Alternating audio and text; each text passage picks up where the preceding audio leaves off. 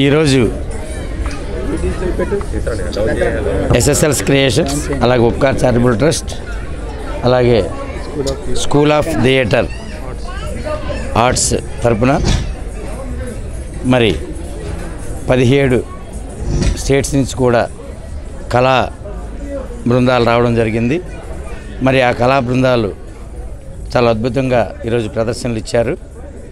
మరి వారికి ఘనంగా ఈ అసోసియేషన్ తరపున కూడా సన్మానించుకోవడం జరిగింది.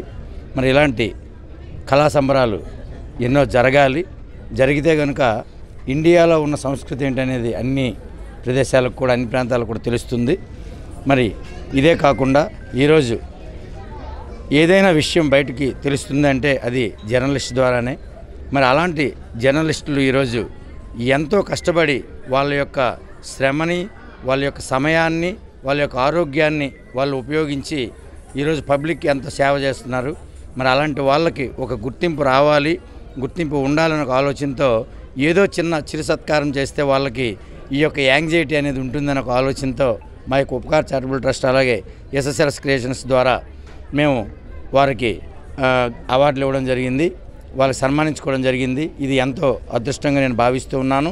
ఎందుకంటే ఇలా దేశం మొత్తం మీద ఉన్న విలేకరులందరూ కూడా వారు శ్రమకు ఓర్చి అంటే ₹1 ఆశించకుండా వాళ్ళ వృత్తిని ఈరోజు ఏదైనా ఒక వృత్తి ఉందంటే అది నిగర్వంగా నిక్కచ్చిగా చేసే వృత్తి అది విలేకరు వృత్తి.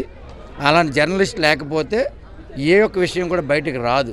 మరి అలాంటి పరిస్థితుల్లో వాళ్ళకు గవర్నమెంట్లు కూడా ఆదుకోవాల్సిన పరిస్థితి ఎంతో ఉంది. ఈ ఆంధ్రప్రదేశ్లో మరి ఇప్పుడు గవర్నమెంట్ మారింది కాబట్టి మరి ఈ గవర్నమెంట్ ద్వారా నేను ఈ యొక్క వేదిక నుంచి నేను విన్నవించుకుంటున్నా.